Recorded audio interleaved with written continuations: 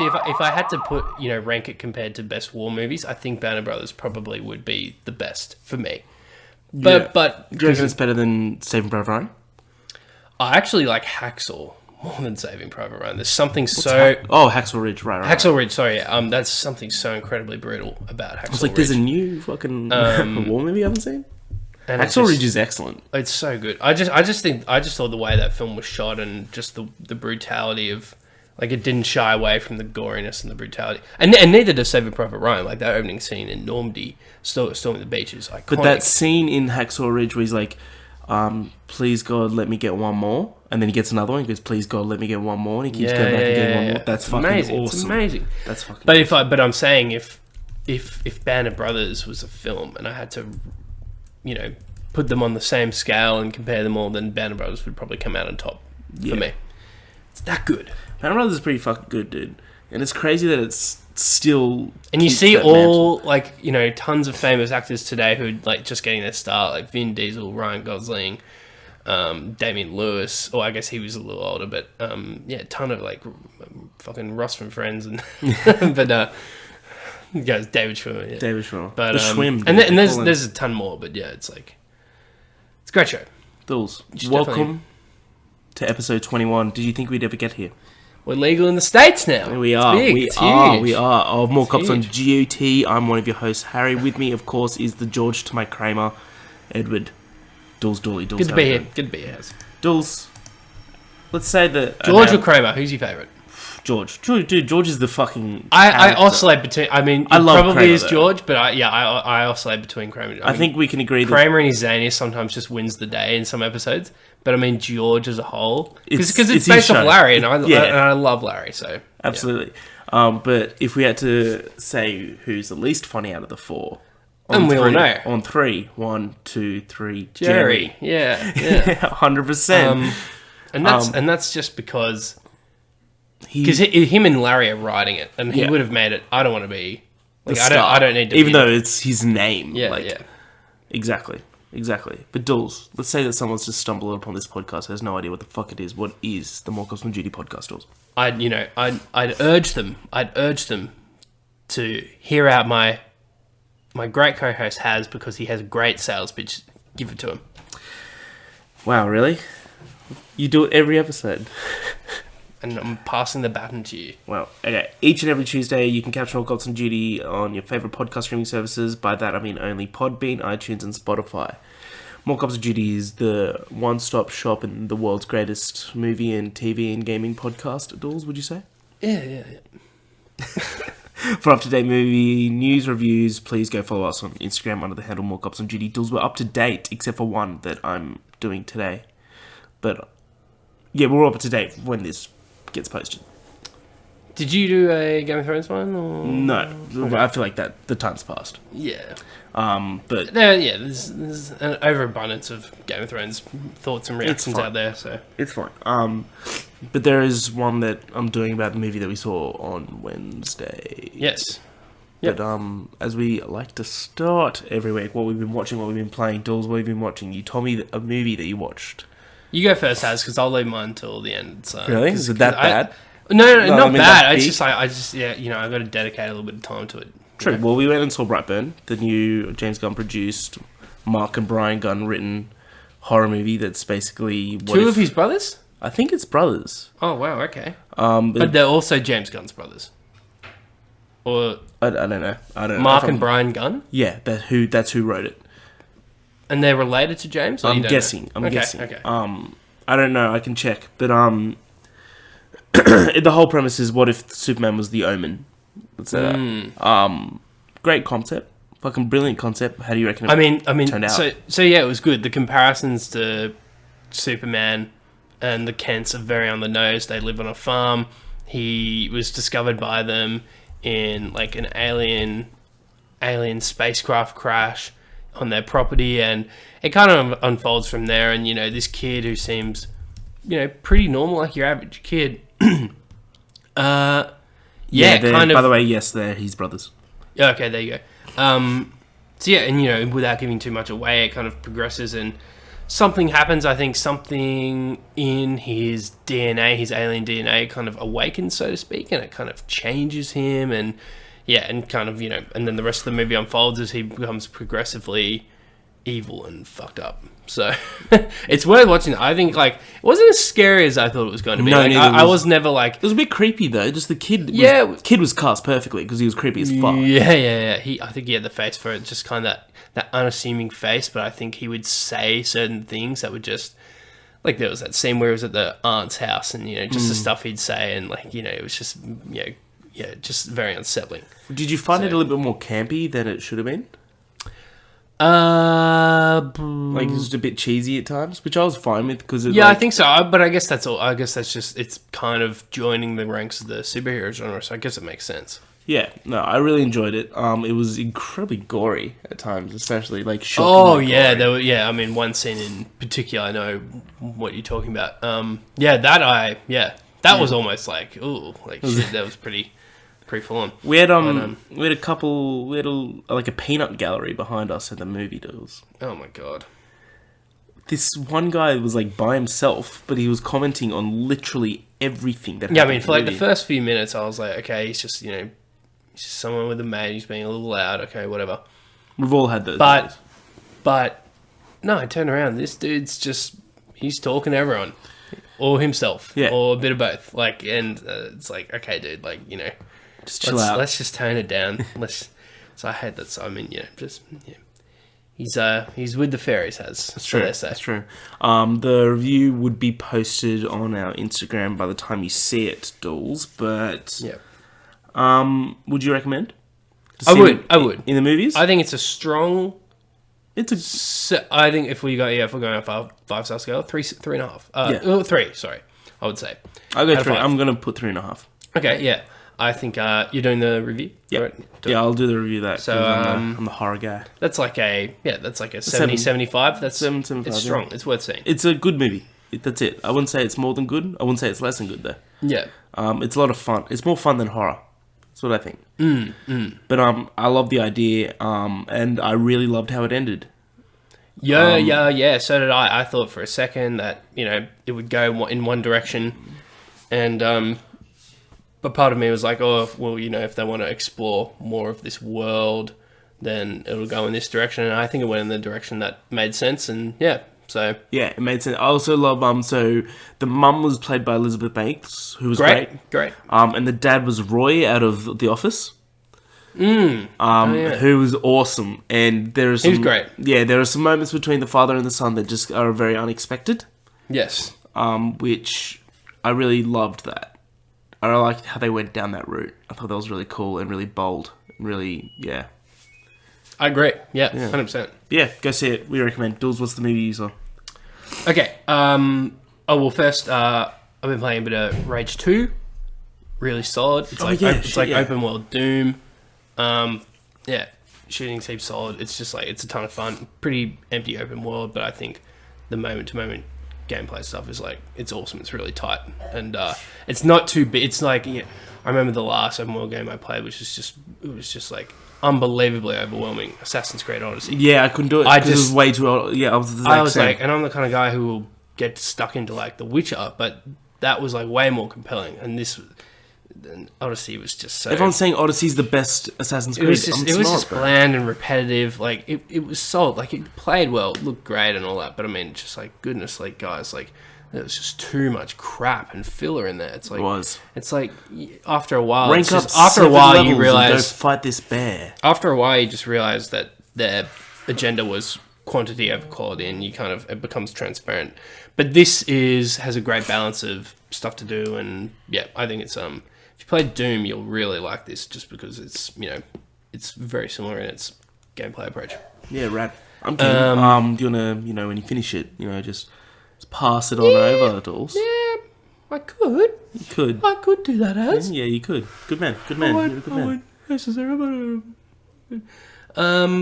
But now, okay, yeah. So what did I watch? What did you? So you've prefaced to me for a number of days that you're bringing this movie. That I think it would have been yesterday. Okay, for a number of days, because I literally watched it yesterday. Jesus, it's been a long night. It's been a big day. So, Dools, live up to this You've been away expectation. for an hour. Has a big day. So I was just at a mate's place and we're just like, yeah, just chill out, watch a movie, go for a scroll on Netflix. Not really finding anything that grabs up. We did watch the first 15 minutes, but he'd already seen it, and so he was like, "Oh, can we watch something else?" I'm like, "That's fine." But the first 15 minutes of Adam Sandler's stand-up, fucking It's good, hilarious. isn't it? It's good, isn't it? Have you watched it? Yes, The whole thing? I have. I was like, "What? This is so good." It's just so funny. I mean, it's the whole thing him just singing. Yeah. Oh, some of it. Yeah. And it's like cut between Phone different wallets, performances. keys. Phone wallets, keys. So good, man. We all know a guy who knows a guy who knows Guy Fieri. Like, it's like just stupid shit like that. And oh, dude, I didn't like. It's like, where's this Adam Sandler in all these fucking movies? Where is he? Yeah. Everyone needs to watch His new movie's coming out in a couple weeks. based off. It actually looks okay. It looks fun. It looks good. Based off. Like, okay, so I've only watched the first 15, 20 minutes. I'm 100% going to finish it. But based off this, everyone needs to watch it. Yeah. So good. And you vouched for it. Yeah. So funny. So there was that. But then we settled on this very unusual film, and I see like the little tile, like the tile for the films in Netflix. And it's called Brawl in Cell Block 99. Have you heard of this? Oh, is this the one with Vince Vaughn? Yeah. Go on. I haven't heard seen it though. Yeah. So, he was almost unrecognizable. Like he's in the little tile. Like he's like featured in it. And I'm like, it's Vince Vaughn. He's a big dude in it, isn't he? He's big. He's bulked up, but he's also bold. And so he's like, for a second there, I was like, the fuck is... I know that actor. But yeah, and I'm like, that's Vince Vaughn. And we look at the synopsis, it's like, okay, so a guy goes to prison and then tries to get revenge on people, blah, blah, blah. And I'm like, okay, it's interesting. It's like R18 as well. So it's like, what? Vince Vaughn. So dude, we decide to watch it. But also the deciding factor was that it was 90% on Rotten Tomatoes. And I'm like, what? What? Okay, we have to watch this. This movie is amazing. I'm not even kidding. It's actually awesome. There's something so interesting, unique about this movie. It's so hard to describe, but so there's this scene where Vince Vaughn is with these two Mexican dudes. He's I'm already in. Because at the start of the film he loses his job as a mechanic. It's a layoff, and basically this guy is just like, dude, we have to let one of you go, and you were the most recent hire. I'm sorry, blah blah blah. Nothing personal. So he's pissed off. He's just lost his job. He gets home and he realizes, and he discovers his wife's been cheating on him. So shit's fucked. But and they have this long conversation without giving too much away. They decide to restart, and fast forward a few years later, he's been drug running for an old friend of his because he's had to quickly get back on his feet and find another way to get some money, and that was his decision. And something about this film, like, they show everything. So he's sitting in his car, like, when he gets back, he walks up to the house. There's like no cutting in between. So it's like, it's showing all of it. Like, there's literally like maybe a 3-minute segment where it's just like them, Vince Vaughn and these Mexican dudes walking down the pier, going to the boat, untying the rope from the pier, throwing the rope away. This is all within like 5 minutes. So say in any other film, they've come down to the pier. You see them come down to the pier. You got that shot. Okay, they know they're at the pier. Then they cut to them just untying the rope. Then they cut to them on the water. No, it shows like the entire thing. And this is what the whole film is like. Like, it just doesn't cut away at all from anything. It's like, and that's why the film is like nearly 3 hours long. Really? Because it's like nothing but, and there's no music in the film. It's so unusual. Like, I can't, like, that's really all I can say about it without, like, I don't know, like, giving away too many plot details, but just, like, about the film style itself. Never seen anything like it. It felt like an indie movie, and I guess it is, just because of a very small budget, and you can tell there's budget limitations in there somewhere.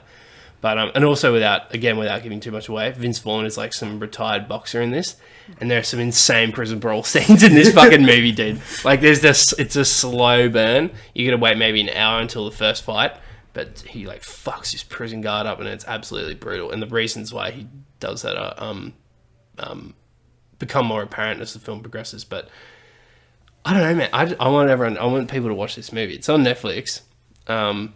Vince Vaughn nails the role as well. He's so good. Really? He's so believable as this Shit. he's got like this white supremacy tattoo on the back of his head as well. He's meant to be some nutcase, and he delivers big time. I'm so in. I'm so in. Yeah, it's so yeah. I mean, you'll see what I mean when do you know? It's hard to describe how they show everything. Yeah. You know how like because audiences are smart enough to realize that okay, they're at the pier, they're going to do the job, but they're just like. He's taking the audience through every little step, and it's like, but I didn't mind it. It wasn't like I was getting bored. It was like, this is weird. Like it was just like he'll pull into the driveway. Okay, this is where the camera would. He opens the door, and then they cut to him like closing the door behind him as he gets in the house. And it's like then you watch him walk up the stairs. The camera's following him. He's walking through his long garden. Just walking up the stairs. There's no music. It's just Vince Vaughn just walking on. It's like, what's going on? Man, I'm in. You sold me on this movie. Yeah, it's. I want people to watch it. It's good. I might watch it then, Dools. I fucking might. I hope you do. I hope you do. Dools. 67 days until Hobbs and Shaw. Sorry. 67 days until Fast and Furious presents Hobbs and Shaw. Thank you. Something new to the week. Give me a jingle. Snooze a week. Awesome. Dools, do you want to start off with something good? Do you want to start off with something bad? Do you want to start off with something a little bit of both? I'll let you take it away, Haz. Alright, Dools. You make the decision. I'll start first because you haven't seen this trailer. Just really quick touch on because you don't want to watch it. Fair enough. Once Upon a Time in Hollywood, new trailer dropped. It looks awesome. They show Pacino. Pacino has a great little interaction with the boys. You first see Charles Manson. We actually see both of them in the first trailer, so just so you know. Oh, really? Yeah. Well, we get like a bigger shot of it. When paying attention. But you get Sharon Tate. It just looks fucking awesome. I cannot wait for this film. Yeah. The tone of it looks great. The music is exceptional. And it just looks so good. And Leo and Brad just have this amazing fucking time, chemistry. It's stupid how keen I am for this fucking movie. Remember, you're Rick fucking Dalton. Don't ever forget it. It's so good. So it's already been the film's already been screened at Yep, so I was going to go Festival. straight into the press conference. So which Cannes was it? Because Cannes Film Festival, yeah. So weird. But so it was in France. Yeah. But then they're doing press in LA or something, I swear. I don't know. Or They maybe must have started the press tour because it comes out in a month. Yeah. Yeah. I mean, technically it comes out in 2 months, but anyway. For us. Well, no, and it's like this time, 2 months' time for the US, 26th of July. Sorry, I'm thinking and it's August 15 for us. Which is bullshit. Yeah, it's actually fucking bullshit, Has. It is. But I'm sure you'll pull some strings and... Ghouls don't know where, yeah, we'll see. I'll So see we what go. I can see what I can do. If we can see Godzilla 2 months early, but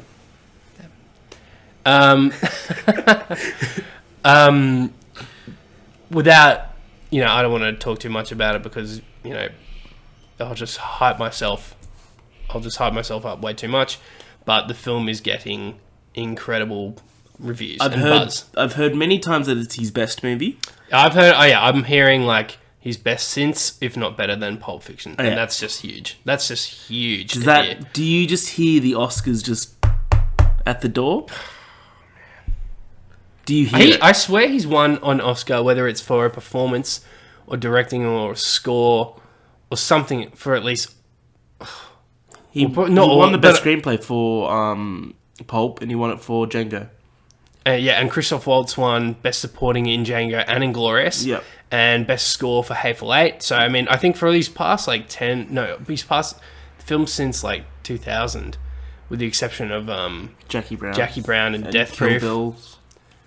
Yeah, the Kill... Oh, okay. So I mean, for 5 of them in the past 10 years, he's won one, which is, it's amazing. It's Scorsese level.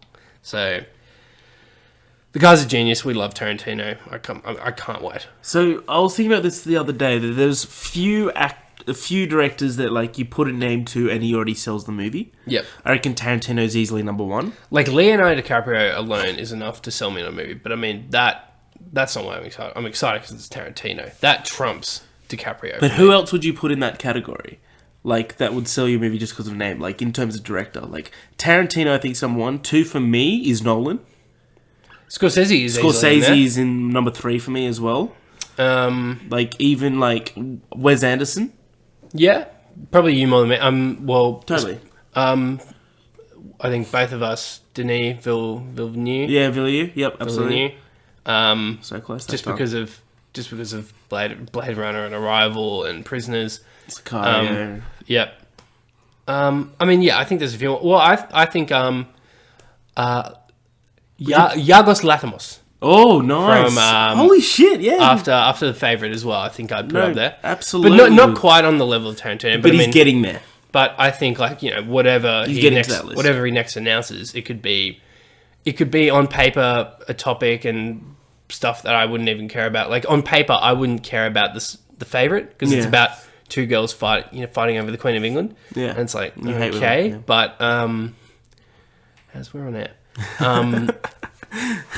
but I love the movie. So yeah, no, I get what you mean. Like, and it's he just takes this like weird little stance on it and like puts a unique perspective. Would you put Spielberg on that list now? I would have 10 years ago. Yeah, 15 years ago. Yeah. Now, like, what was his last movie before Ready Player One? The Post. Oh yeah, well that was meant to be quite good. I didn't watch it. It was okay. I liked Bridge of Spies. I liked it quite a bit. I liked Bridge of Spies as well. And I mean, I guess his next one. Does he have one in between Indy 5 and Ready Player One? I'll look it up. Because I mean, well, I guess the answer would be no because I completely forgot about The Post and I haven't seen The Post. Whereas all these other directors, I'm very much up on what they're doing. Yeah. So like Irishman and stuff. Exactly. So I think I guess the answer has to be no. Have you seen The Post? I've seen The Post. Yeah. What do you think? It's fine. Okay. Yeah. Holy shit! He has so much shit in development. Oh, that's producer. That's why. Jesus. Yeah, you gotta look by. Yeah. So he's got West Side Story coming out next year. Oh. He's got Kidnapping of Eduardo Mortaria. Okay. And then Indy. Interesting. All right. He also did the BFG. I think that also says a lot. Lincoln was awesome. Lincoln's excellent. Lincoln's amazing. The Adventures of Tintin, incredible. Tintin's pretty good. Yeah, it was good. They should do another Tintin. He didn't direct Indy 5, did he? No. What? Oh, he directed Crystal Skull, didn't he? I mean, you didn't know that? Lucas did the story. I repressed it from my memory. They really... he has such a part of me just will struggle to believe that Indy 5 will be good. He has such a fucking awesome catalogue. Listen to this. I'll just read some out for you, Jules. Alright, here we go. Jaws. Close Encounters of the Third Kind. Raiders of the Lost Ark. E.T. Empire of the Sun. Last Crusade. Hook. Jurassic Park. Schindler's List. Saving Private Ryan. AI. Minority Report. Catch Me If You Can. The Terminal. I love Minority Report. Munich. Munich was fucking awesome. Lincoln. Bridge of Spies. Warhorse. Fuck yeah, man. Yeah. Unbelievable filmography. Great, yeah. Awesome. Yeah, I'd agree. It'd be tough to argue to put Spielberg on that list anymore. Just for us. But I mean, he's one of those. He's arguably a more accounliced director than Tarantino. Yeah, he does put asses in seats. Yeah. And he's attached to a lot of, like, you know, him becoming a producer. He's a billionaire, isn't he? I mean, Jesus, wouldn't surprise me. Because of how many things he produces, dude. Yeah. I'm going to look that up. What's his fucking net worth? I reckon it's over $1 billion. Yeah, because I think George Lucas's would have been close to that even before the Star Wars acquisition. Alright, how much do you reckon his net worth is? If you had to guess. 1.7 billion? Yeah. 3.7. Fuck off. Jesus. I thought I saw a 1. Yeah, well, there you go. Shit. Almost $4 billion. That's not, I mean, but he's attached, like, imagine he'd be... attached to Star Wars. Would he? Yeah, he produced the original trilogy. Oh, right. So do you reckon he's still getting royalties from merchandise? Fucking oath he would be, dude. He's Not necessarily. Well, I guess he would. He's got a finger in every pie, dude. Jurassic Park as well. Oh, like yeah. when Fallen Kingdom, Jurassic World and stuff. Yeah. Yeah. Did you watch Fallen Kingdom? Fuck no. That was a bad movie, dude. I actually caught like 20 minutes of it on TV or something a while ago, and I was like, nah. It was bad. It was a really bad movie. And speaking of bad movies, Jules, Maleficent 2, Mistress of Evil got a trailer. Can I just before you continue, put it in the trash? Put it in the trash. Okay, so we're not going to talk about it at all. No. Okay. What do you want? Why would we talk about that? All right. Jesus. Why waste any breath? Dools, we saw a movie last week called John Wick Chapter 3 Parabellum. Oh. It both exceeded both of our expectations. Yeah. Excellent film. Some might call a masterpiece. By the way, I was having this argument with a guy last night. We were both intoxicated, but that doesn't make, my argument. It arguably means that you're both going to exude more passion in your But my positions. argument still remains the same. Yes. He says that the Matrix trilogy is better than the John Wick trilogy. I don't want to hear this. To my point is, I'd agree that the first Matrix is better than the first John Wick.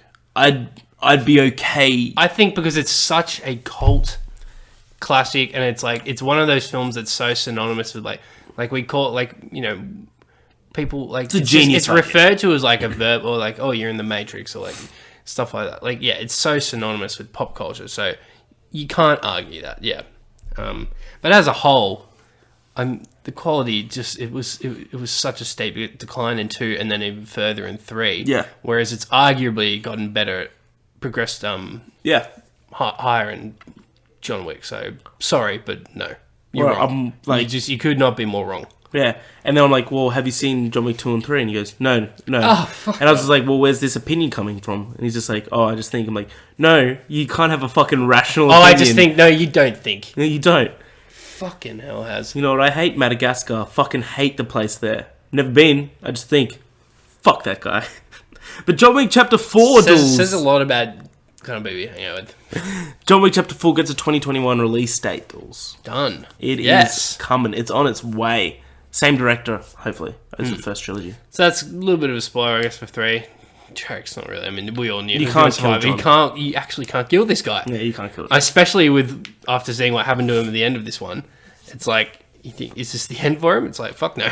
Who directed the first 3? What's his name again? It's like Chad Lewowski. I don't know. Some name ending in ski. Chad Stahelski. There you go. That sounds perfect. Yeah, Stahelski. Jesus, he looks... Yeah, he's a stuntman.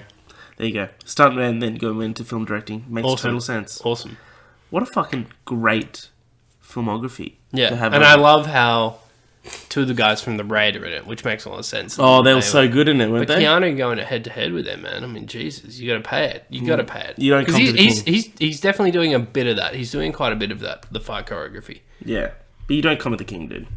You don't. You got to pay the price. You got to pay the price, Dools. Dools! Reviews are coming in for Rocket Man. Incredibly positive. Incredibly positive. Some say that it's one of the best, if not the best, music biopic of all time. That's huge. It's massive. Especially coming off the back of Bohemian Rhapsody, which is not near one of the best music biopics of all time. But it had so much recognition. It seemed like the general consensus was, and Sarah's point, but it seemed like the general consensus that, that's not really a biopic, but I guess it's in the same kind of realm. But, isn't there also a,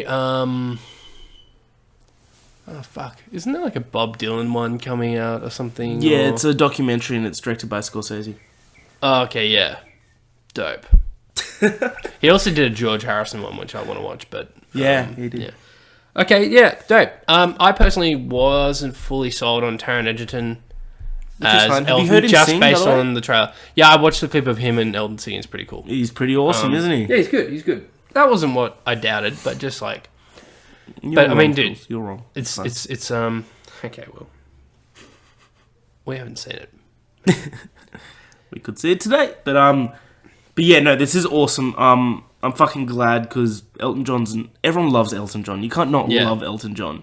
And I'm glad he's getting the movie that he fucking deserves. And I love Taron Egerton. He's brilliant as Eggsy. But apparently he was just so happy with it himself, which is great. Yeah. I mean... That's the biggest critic, but it still doesn't shy away from some tough stuff, apparently, which is awesome. So I think that's what these films need to do. Like, that was a big criticism. levied at Bohemian, had shied away from, I think, some of the, not just Freddie and his colourful pastimes has, but also just like the tension between him and the band during some spots. And anyway, but that could always be explored in future films anyway. Yeah, absolutely. But no, I'm glad. I'm very keen. It's advanced screenings this weekend. It comes out next Thursday for us. Yes. We'll find time. It's all good. Dools, should we go for a trailer or do you want a piece of news? Has surprised me. Sonic the Hedgehog has now been officially delayed till 2020. Trash. Okay. Put it in the trash. Now let's quickly talk about why this is. So I think on a couple podcasts ago, basically, I was gonna get out of the trash. Basically, and that's all right. I know what the situation is. Basically, I made the prediction, or I had the theory that if they were truly going to change. Well, no, okay, so, the director came out literally a couple days after the trailer aired, and there was just this incredible backlash to Sonic's design, and, it's largely fans and people, and like, okay, we hear you loud and clear, we're going to go back to the drawing board, and my theory is that, they're going to keep the original date, they're going to work these visual effects artists to the ground just to appease this small vocal minority. No. Like, this was the plan all along, and it's been executed perfectly.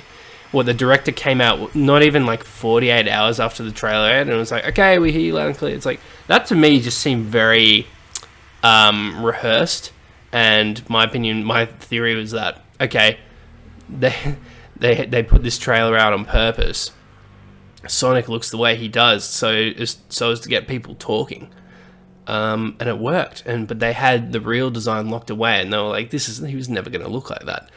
But I was right about the fact that he was never going to look like that, in the sense that, they're going back and changing, but it does seem that was going to be the design because, well, they've pushed the film. So, but it also is good in the sense that they're not going to be overworking these people on some shitty deadline that just again, because of this vocal minority of fans online. And because that just would have been so unfair. And I'm sorry, the look of Sonic isn't going to say if this movie's going to be good or bad. Oh, fuck no. If this movie's going to be bad, which it probably is, it's going to be bad. Whether he looks a little bit more like what he looks like in the video games. Yeah, completely agree. I agree that it's good that they're not overworking these poor people. But I guarantee he's not going to look much better either, because, like, the way Sonic looks like with his like Looney Tune sized eyes and stuff, like it's not going to translate well to the big screen. He's going to look so weird, I reckon. Like I just don't think there's any good way to nail it. I can't wait to see it. Oh my god, Dools, do you reckon that takes that off the board for what's the worst movie of the year going to be? What do you think it's going to be? Oh yeah, because it has pushed. Because that was going to be our prediction. I think we know what it is. Dark Phoenix. Oh god, yeah, dude. It might be Dark Phoenix. Yeah, it'd have to be, right? I mean, I'm sure some... We still got to see Aladdin, some will slip under the radar. Yeah, we'll see. It just came out. Yeah, we'll see it. Yeah. Apparently it's good. Apparently Aladdin's good. Yeah. Well, we'll see. Genie's great. We'll see how we go. We could even do, like, if we save it till Saturday or Sunday, double feature, Rocketman. Yeah. There we go. Next week can't. Got, Babsy. Babs. Yeah, soz. But we'll work it out later. It's all good. Dools, Harrison Ford doesn't want anyone else to play him as Indy. Well, sorry, let me rephrase that. Harrison Ford doesn't want anyone to replace him as Indy. Good. Couldn't agree more. Yeah, I agree. Sorry, no Chris Pratt. I would never be okay with Chris Pratt playing him. I recall you making the suggestion. No, the fucking suggestion was if they not had to. Insisting that they recast India's Chris Pratt has. Really? Yes. We're going down this road? I mean, look, it was years ago now. Maybe you've changed your stance. Sounds like you have. But regardless, this was once a position you held. Oh, you're such a piece of shit, Dools. Yeah. For all those out there who don't know, Harry's obsession, homoerotic obsession, one might say, for Chris Pratt started with Jurassic World, and it just, if anything, it's gotten out of Guardians of the Galaxy. But maybe peaked with Jurassic World then.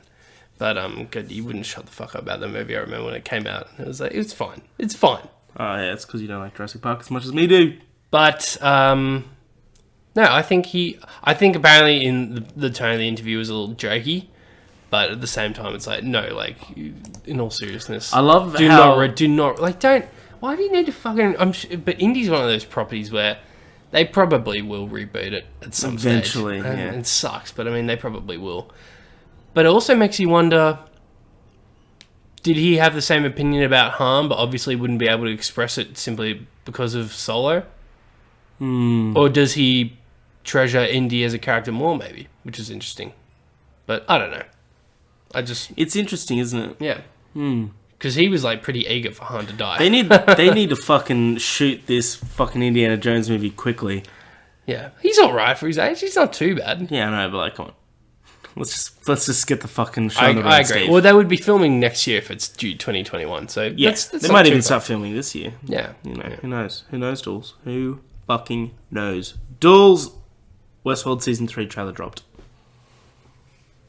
I'm all in. I haven't seen season 2 yet. I just haven't gotten around to it. I've been meaning Well, you could even save it. I mean, 2020, just save it till it gets close, I guess. Yeah, that's what I was thinking as well. But it's looking like it has a very loose connection to season 2. I mean, based off the trailer, and this is only based off the trailer, which could be a very small snippet. It could literally even be all from the first episode, which might be my theory. Just because I assume that the character that we see at the end will play a much bigger role in the season, and that it will focus around Aaron Paul, who is supposedly the lead of this season. Which is awesome. I fucking love it. But I think it will still focus very much on Dolores and other characters from season 2 that we haven't seen yet. I love Aaron Paul. I'm so glad he's got this. Yeah, so am I. He's great. But it just looks like a wildly different show. It really does. Definitely. So I'm curious. I'm very curious. So am I, Dools. I'm also pretty curious. Dools! Some random news right now. Tom and Jerry has a movie in its cast. Paul. Let me start. Oh, God, dude. If you were going to say Paul Rudd. That would have been amazing. Tom and Jerry movie is happening in its cast. Michael Pena. Dope. Who's he playing? Either Tom or Jerry, probably. Or do you reckon it's one of those ones where I reckon he's playing Jerry, dude. Oh, maybe, yeah. They might do that. Although I hope he voices Jerry. I think that would be perfect. That would be pretty funny. Yeah. Wait. Jerry's the mouse, right? Yes. Yeah. Okay. Yeah. Tom's the cat. Yeah. Yeah, that's some weird news I just want to throw in Tom and Jerry. Okay. Why not? Michael Pena will be hilarious. We all love him. Will it be Lion King-esque live action? Like, will they actually be the animals? Do you think that would be weird? That'd be weird. No, it's gonna be like Looney Tunes live in action or whatever. The fuck. Yeah, like Who Framed Roger Rabbit. Yeah. That'd be cool. It's gonna be like that. I'd be okay with that. Otherwise, yeah, because otherwise, Tom and Jerry is all about the over the top cartoonishness of it. Despite being a cartoon, it's like overly cartoonish. So yeah. Here's some game news for you, Dools. Ooh. Call of Duty Modern Warfare 4 is now called Call of Duty Modern Warfare.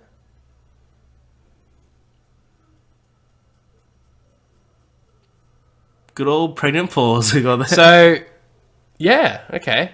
Imagine if it was called Modern Warfare or War 4. Okay, thanks. Sorry. You saw the meme, didn't you? No, I was guessing what you were going to say. I haven't seen any meme. What do you reckon? It's fine. Like, there was a lot of uproar in the internet because the internet loves getting angry about everything. I don't give a shit. I think it's fine. Like, why not bring it back? They did it for God of War. Makes sense. Why not? Yeah, you know? This has happened time and time again. It's like, it's a soft reboot. I think it's a little silly because what if they just did like COD? It's literally called COD, Modern Warfare. Yeah. Instead of Call of Duty, and then it's just like the COD, and I don't know. I don't even care. Like, I really don't. Fair enough. Dools, Akira gets a May 2021 release date. It's going ahead, starting filming, I think, next month or the month after. That's, that's big. Yeah. That is big. Like, if they give Taika full... Because Taika Waititi is directing it, of course.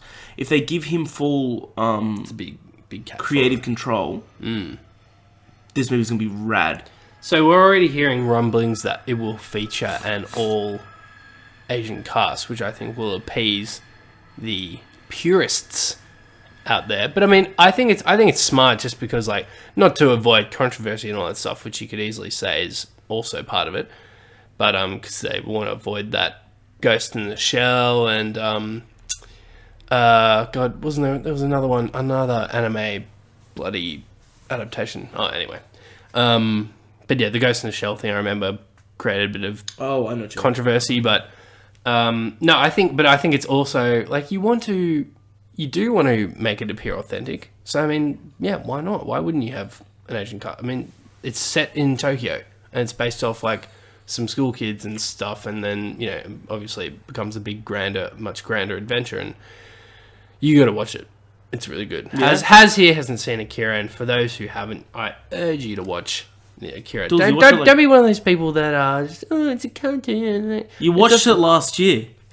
For the first time. You watched it less than a year ago. You're on your fucking Iron Throne.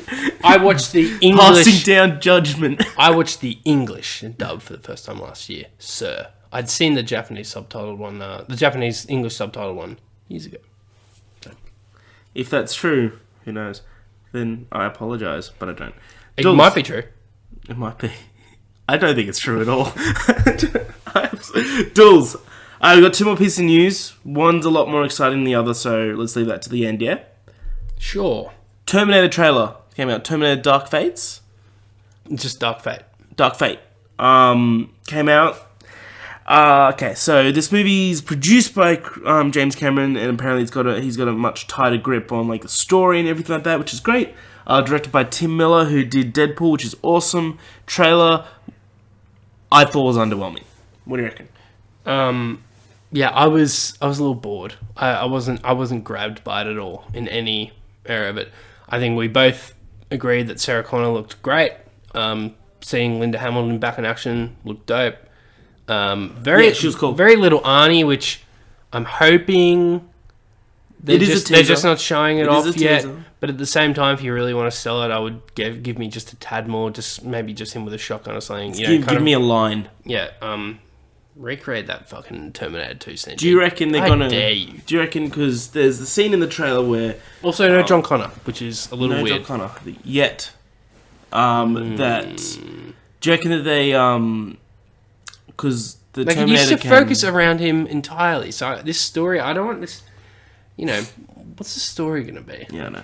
Well, this Terminator can split into two, which is cool. Yeah, I guess. So Judgment Day never happened in this timeline. This ignores 3. So this is basically a sequel to 2. Yes. Yeah. Okay. Thank God, because Genesis sucked. It's such a big. Decision to do that. It is because he could have made the decision to make it a soft reboot and introduce Arnie again and Sarah for whatever reason, and just maybe make it a brand new one. But the fact that you're outwardly saying this is a sequel to what was 2? It was just Terminator 2? Judgment Day. It's a huge call. So I mean, expectations are highest just because of that. Did you see Genesis? No. Yeah, I never watched it. Oh, you should definitely watch it. Okay, I'll watch it. I will. You won't. But I actually like Salvation. What did you think about it? I didn't mind fine. it. I didn't mind it. I thought it was actually pretty good. Really? It's better than 3. 3 was bad. Better, yeah. 3 was bad. Yeah. Which one do you prefer, 1 or 2, though? Oh, 2. Yeah. One's great. But one's great, but 2 is one of the best sequels of all time. You know what's weird? I sat down just to watch both of them maybe a couple years ago. And about 30 minutes into 1, I realised I hadn't watched it before up until this point. And I was like, what the fuck? And I watched it for the first time, pretty much. It's pretty awesome, isn't it? And I realised that the only one I'd ever seen in full was 2. So I only watched the first one for the first time maybe 2 years ago. And I thought it was incredible. How good's that twist though? Too, how they're like, oh, we're just gonna make Arnie the good guy now. Yeah, well, apparently wasn't that infamously spoiled back in the day trailer. in the trailer. It's like what? Yeah, but they could have easily just kept that. yeah, That would have been one of the greatest twists ever. But they spoiled it in the trailer. yeah, but not smart. Not smart. But then they had Rise of Machines, which was bad. Salvation, which is Take It or Leave It, and Genesis, which was an atrocity. You do need to watch Genesis. I will. Just to understand how bad it actually is. Yeah. Jai Courtney is... Who does he play? He plays John Connor. No, he's sent back by Jason John... Clarke plays John Connor. Yeah, he's sent back by John Connor. He plays Kyle Reese. Oh, okay. He's... Oh, man, he's a special type of someone in that movie. Okay, that's all I need to know. That's one of the reasons why I think that he shouldn't be in Hollywood. Yeah. I don't know how he keeps getting these fucking roles, dude. I don't know how he catches it through. He keeps getting He's these... meant to be okay in Storm Boy or the Three Pelicans I want to see... Jesus. I still want to see Storm Boy, though. Yeah. Storm Boy, we both agree we want to see it. Apparently it's good. Yeah. Cool. Dools. Chris Nolan's new film gets a title. Tenet. Starring... What is it Tenet has? I don't know. Do you know? No. Oh, okay. That's why I asked. Oh, okay. Sorry. Jesus Christ. Everyone tells me, Dools, like, give me a bit of time to prepare. Let me do my podcast notes. I'm coming to the very safe conclusion that there's zero note taking. It's just a quick 5-minute skim on Screen Rant, which he does when I get here. Yeah. Dools, what do you do for this podcast? I wrote down on my phone in notes, Cell Block 99. Thank you very much. Do you set the podcast up? Do you edit it? Do you post it, Dools? Listen to me very closely. I am the podcast. I am the governor. Tenet is a principle or belief, especially one of the main principles of religion or philosophy. Cool. So it's like, okay, so what they gave us a tiny little morsel of information as well, which is that it is a big globe-trotting action adventure film. So it's going to be spanning multiple locations, like iconic locations, and just be a big kind of action blockbuster. And so fucking oath. Do you want me to read out who we've got cast so far? Sure. John David Washington. Awesome. Kenneth Branagh. Dope. Elizabeth Debicki. Oh, who's she again? She's out of... name is familiar. Yeah. She's out of Guardians. Oh, yeah. Yeah. She's one of the Gold Company Guardians. Yes. She's out of Widows as well. Yep. She's awesome in Widows. Aaron Taylor-Johnson. Oh, okay. Cool. Michael Caine. And Robert Pattinson. Cool. Awesome. Yeah. Great cast so far. Oh, which reminds me, very quickly, I watched Good Time the other day. Oh, yeah. And because, just with the news about him being Batman, which I don't know if they have still finalised or confirmed yet, but I think it's very safe to say that he is. So I saw that I was scrolling through Netflix the other day. I was like, oh, yeah, I should watch some of these guys' movies. He's amazing in it. He's great. He's really good. Awesome in it, man, isn't he? He's really good. So Good Time's a great movie. I think, it was a really cool movie. Did you have a good time? I did. 91 on Rotten Tomatoes. I said it in the last one anyway, and I hadn't really seen any big roles of his besides maybe Harry Potter.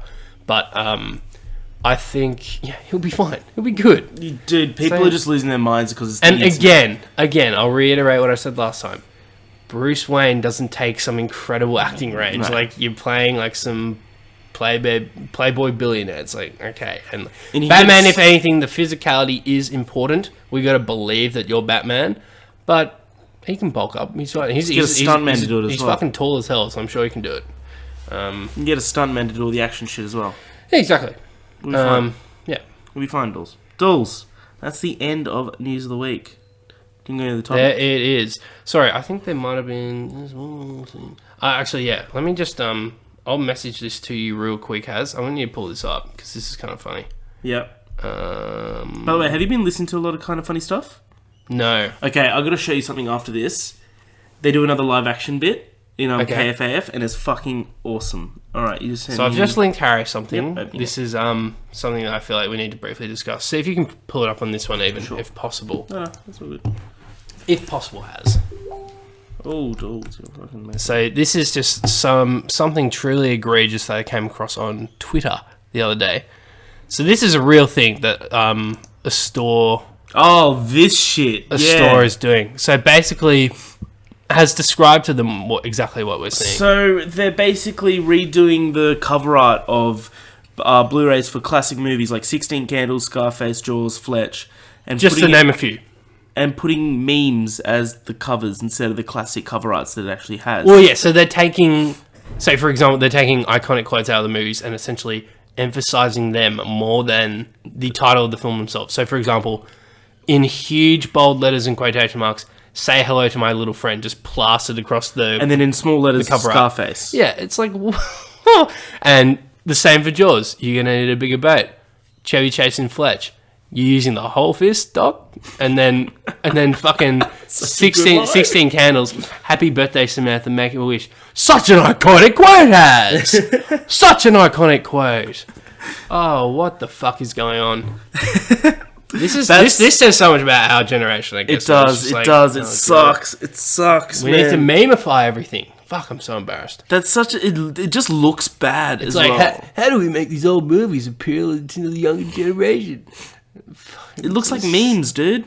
Oh, it's so cringe. I fucking hate it. That sucks. MVP of that movie. So I haven't seen Fletch. What's that like? I do like Chevy. Oh, you'd like it then. If you like okay. Chevy, yeah. It's Okay. it's like his Lampoon's comedy. Oh, dude, awesome. Yeah, definitely I recommend. fucking love that movie. Yeah, bro. But yeah, remind me after this. I got to show you KFAF stuff. Yeah. It's fucking. You will fucking love it. I always do. Oh, pardon me. Yeah, no. Shout out to Kind of Funny, their new content, especially the KFAF with Andy Cortez and Nick Scarpino. They're just bringing. No one knows fucking any idea what you're talking about. They're bringing some fucking quality content, dude. It's fucking brilliant. Dools, topic of the week. Give me the little jingle that you got going. Oh, start with the way there. Nice. Dools. I thought, like, we had a little bit toss up in arms of what would be the topic of the week this week. We thought maybe Brightburn, but there wasn't that much to talk about Brightburn because it was a good movie. That was Yeah, it. I think, And we did enough for it. I we reckon. could have done a spoiler discussion. Oh, by the way, before we do this, there was this article that I wanted to read out. Sorry. There's this thing that I saw. I want to see if I can... see if I can find it. It's the rating... Here we go. The official rating of the MCU, ranked by whether they have trains in it. Oh, God, I did you see see this. this? Yeah, this is pretty funny. Yep. Oh, wait. It's just loading. I think it's down here. Endgame got an abysmal score. It did, as it should have. Oh my god, it's not loading for me right now. Not loading. Shit like this, it's just what makes me love the internet even more. Yeah. But while it loads, we can do topic of the week, and I'll come back to it. Funniest post ever. There we go. Clicked on it. It's loading. Dools. So topic of the week. Rotten Tomatoes have changed their algorithm. Which I reckon is a fucking brilliant move on their behalf, especially in their PR domain. So now for audience score, you have to verify that you've seen the movie with the ticket buy, which is genius because this. So they would have to. So do you have the? Yeah. Do they go into specifics with it? Like, is there like a big press release that describes exactly how it works? Because I'd be very curious. Because I feel like they would have to partner. Wouldn't they have to somehow? Unless there's some universal technology that can scan and recognize all ticket stubs from all cinemas, I mean, how's this going to work? Do they have to partner with every single cinema chain in some capacity to, utilize their technology? I just don't know how. I mean, surely, I guess it's all just one universal QR reader, I imagine. I also Just so think it's it's not- a cookie reader that if you've got like I can see that you've purchased a ticket online.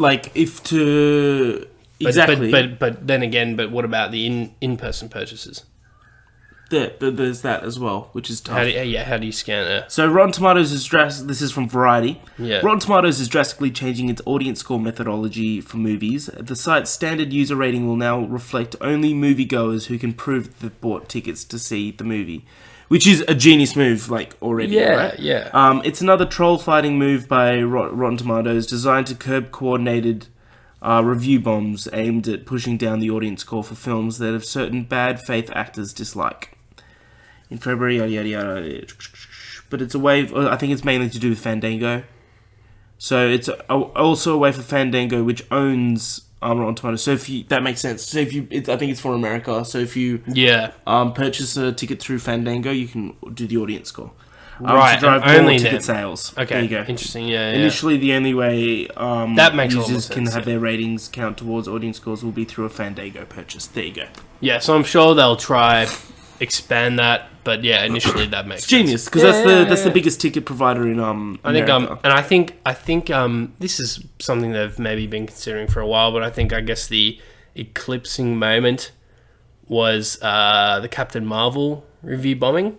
Yes, which I think the audience score is like, I don't know, it's like, I think it's like 65 or something, which isn't unreasonable, but I mean, I don't know, I personally would, it would probably be in the higher 70s for me, Captain Marvel. Yeah, it's good. It's a good movie. That's not to say, because the audience score I do find to be, some of the time, especially when it's like, critics tend to like, they're like some hive mind, because they always do either agree or disagree with each other. Like, they have like a very, I think, like, in the US at least, people who work in the arts kind of, and, just, games, film, music, press, have liberal sensibilities. And so I think it just like, they always lean one way, and like their politics sometimes inform their opinions on film, which is fine. Like, that's what an opinion is.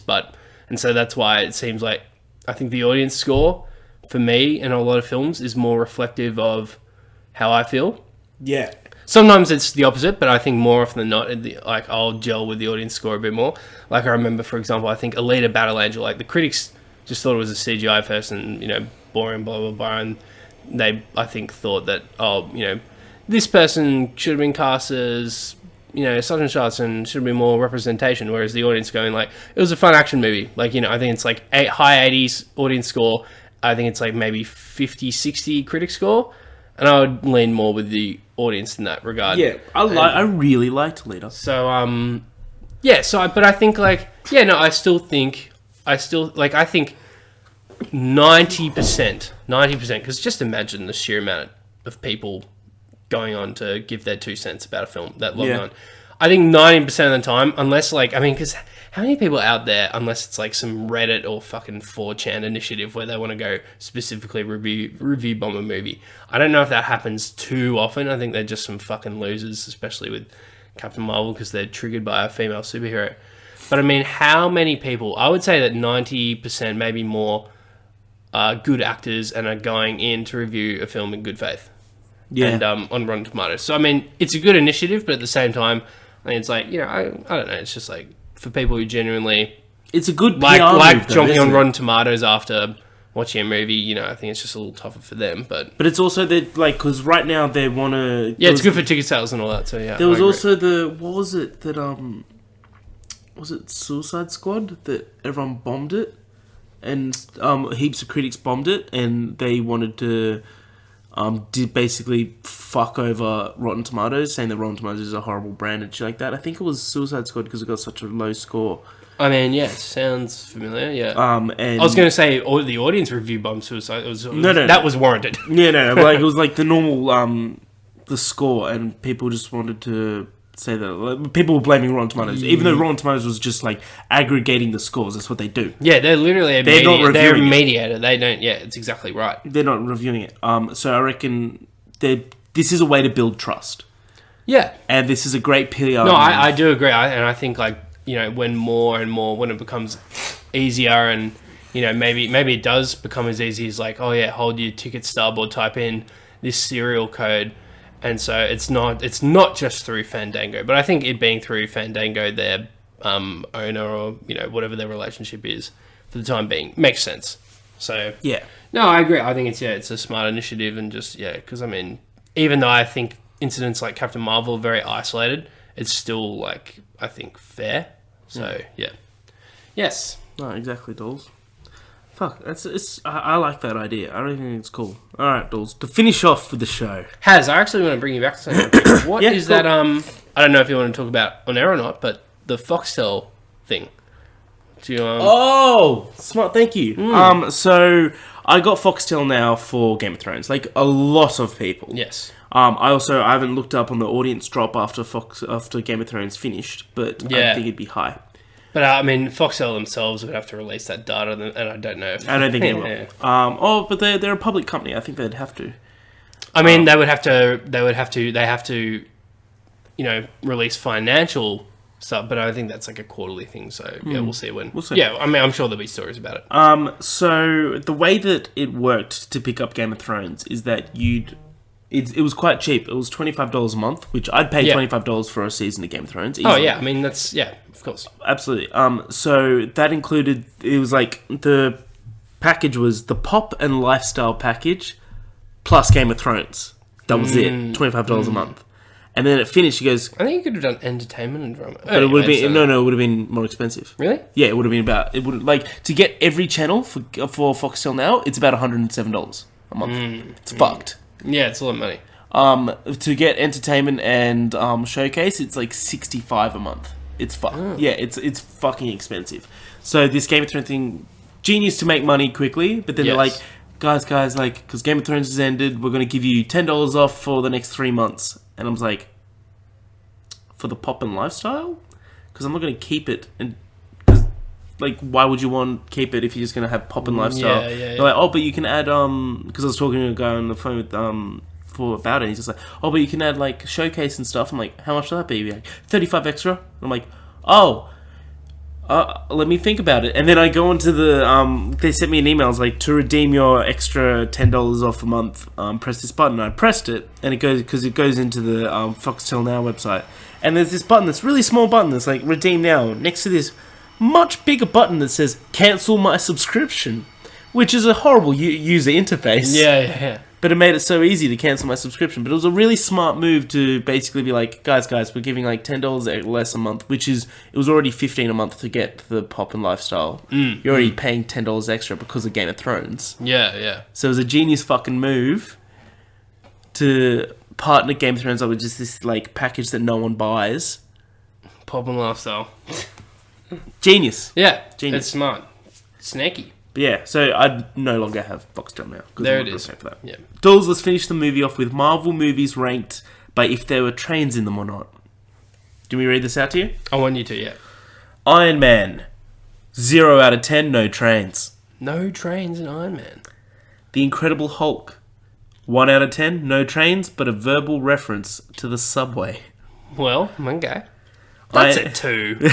It's in New York, the home of the subway. That's true. Iron Man 2, negative 100 out of 10. Whoa. No trains, negative 100 points for a cameo by the train hater, Elon Musk. The train hater. Thor, 0 out of 10. Because that's what Elon Musk was known for, hating trains. Yeah. Only what he's known for. Thor, 0 out of 10, no trains in space. Captain... Is the Bifrost not the Asgardian version of a train? Maybe. That could be an argument, Dools. Definitely. I'll go to the mat over that. Awesome. Captain America, the First Avenger.